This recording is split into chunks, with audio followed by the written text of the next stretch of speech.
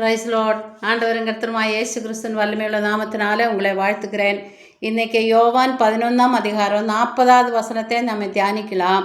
மார்த்தாளுக்கிட்ட ஆண்டவர் சொல்கிறாங்க, நீ விசுவாசித்தால் தேவ மகிமை காண்பாயின்னு சொல்லி. விசுவாசித்தால் தேவ மகிமை நாம் எல்லாரும் அது செய்யணும். நாம் விசுவாசிக்கணும், அப்போ தான் கர்த்தருடைய மகிமை வெளிப்படும். விசுவாசிக்கலைன்னா தேவ மகிமை வெளிப்படாத. லேவியராக 9:6 மோசே ஜனங்கிட்ட சொல்கிறாங்க, கர்த்தரிட்ட கட்டளைகளே நீங்கள் செய்யுங்க, அப்போதே கர்த்தருடைய மகிமை உங்களுக்கு காணப்படும். கர்த்தரிட்ட கட்டளைகளெல்லாம் நம்ம தொடர்ந்து அதன் பின்பற்றி அதை செய்து வந்தால் அவருடைய மகிமையை நம்ம காண முடியும்னு சொல்லி மோச ஜனங்கள்கிட்ட சொல்கிறாங்க. நாமளும் அப்படி செய்யணும். ஆண்டவரோட கல்பனை பிரகாரம் கட்டளை பிரகாரம் நடந்து வரும்போது நம்ம தேவனோட மகிமையை காண முடியும். இப்போ 2-3 உதாரணம் முகாந்திரம் நம்ம பார்க்கலாம். அது மார்த்தாள்கிட்ட ஜனங்கிட்ட சொல்கிறாங்க, கல்லை எடுத்து போடுங்க அப்படின்னு சொல்லி. மார்த்தாள் அப்போ தான் ஐயோ நாருமே 4 நாள் ஆயிடுச்சு அப்படி இப்படின்னு சொல்லும்போது தான் ஆண்டவர் இந்த வார்த்தை சொல்லப்படுங்கிறது. அப்போ ஆண்டவர் சொன்ன வார்த்தையின்படி கல்லை எடுத்து போட்டது. ஆண்டவர் லாசருவே எழுந்துவான்னு சொன்னது தேவ மகிமையாக அங்கே வெளிப்பட்டு 4 நாளாய் நாற்றம் பிடிச்ச லாசரை ஆண்டவர் உயிரோடு எழுப்பினாங்க. கர்த்தருடைய மகிமை அங்கே வெளிப்பட்டதுன்னு சொல்லி பார்க்கலாம். அதே மாதிரி யோவான் 2ஆம் அதிகாரத்தில் திராட்சை ரசத்தை தண்ணீரை திராட்சசமாய் மாற்றின காரியங்கள் பார்க்கும்போது அப்படி தான். வேலைக்காரர்கிட்ட என்ன சொல்கிறாங்க, அவன் என்ன சொல்கிறாங்களோ அதன்படி செய்யுங்கன்னு மரியா சொல்கிறாங்க. அதே மாதிரி வேலைக்காரர் தண்ணீர் ஜாடியெல்லாம் நிரப்புன்னு சொல்லும்போது எனக்கெல்லாம் நிரப்பியாச்சு. அது உடனே தானே மகிமையான திராட்சசம். வசனம் என்ன சொல்லுனாக்கா, முதலாம் அற்புதம் செய்தேன், கர்த்தருடைய மகிமை அன்னைக்கு வெளிப்பட்டது, சீஷர்கள் விசுவாசம் வச்சாங்கன்னு சொல்லி பார்க்குறோம். அப்போ முதலாம் அற்புதத்தில் கர்த்தர் சொன்ன வார்த்தைகள் அங்கே அந்த வேலைக்காரர் செய்தனால அங்கே ஒரு அற்புதம் நடந்தது. அதனால் கர்த்தர் சொன்ன வார்த்தைகள் படியாக கர்த்தர் நமக்கு என்ன வார்த்தைகள் எல்லாம் கட்டளைகள் கல்பனைகள் நியமங்கள் எழுதி வச்சுருக்காங்க. அதன்படியெல்லாம் நம்ம செய்யும்போது தேவ மகிமை நம்ம வாழ்க்கையில் நம்ம குடும்பத்தில் நம்ம தேசத்தில் நாம் காணப்படும்படியாக கர்த்தர் செய்வார்.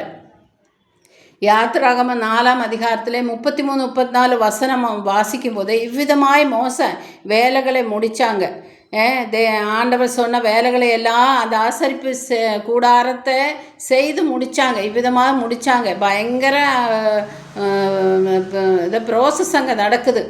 அதெல்லாம் செய்து முடித்த போதே அப்பொழுதே மேகம் ஆசரிப்பு கூடாரத்தை மூடிட்டு அது ஜனங்களெல்லாம் பார்த்துச்சு. மேகம் தேவ மகிமை தேவனோட மேகம் தேவ பிரசன்னம் ஆசரிப்பு கூடாரத்தை மூடியச்சு. அங்கே கர்த்தருடைய மகிமை வாசஸ்தலத்தை மூடியச்சுன்னு சொல்லி நம்ம பார்க்கலாம். அப்படியாக நானும் உங்களுக்கு சொல்லுகிறேன் அப்படின்னு சொல்லி நிறைய இடத்துல சொல்லியிருக்காங்க. எனக்கு செவி கொடுக்குறங்க, நான் உங்களுக்கு சொல்லுகிறேன். மத்தேயு 5:44 நான் உங்களுக்கு சொல்லுகிறேன்னு சொல்லி, உங்கள் சத்துருக்களை சிநேகிங்க, உங்களை நிந்திக்கிறவங்களுக்காக உங்களை பகைக்கிறவங்களுக்காகவும் ஜெபம் பண்ணுங்க, அவங்களுக்கு நன்மை செய்யுங்க, உங்களை சபிக்கிறவங்களை ஆசீர்வதிங்கன்னு சொல்லியிருக்காங்க. ஆண்டவர் சொன்னதை நம்ம செய்யணும். அதாவது சத்துருக்களை நம்ம நேசிக்க, அவங்களுக்காக ஜெபிக்க, அவங்களுக்கு உதவி செய்ய நாம் கற்றுக்கொள்ள வேண்டும். அப்போ தானே மகிமை வெளிப்பட முடியும். அடுத்ததாக லூக்கா 6:27 அதுவும் அப்படி தான் சொல்லுகிறேன், எனக்கு செவி கொடுங்க அப்படின்னு சொல்லி, எனக்கு செவி கொடுக்க உங்களுக்கு சொல்லுகிறேன்னு சொல்லி இதே வசனம் தான். உங்கள் சத்துருக்களை நேசிங்க, சிநேகிங்க, உங்களை சபிக்கிறவங்களை ஆசீர்வதிங்க, உங்களை நிந்திக்கிறவங்களுக்கு உங்களை பகைக்கிறவங்களுக்காக நன்மை செய்யுங்க, அவங்களுக்காக ஜெபம் பண்ணுங்கன்னு சொல்லியிருக்கிறாங்க.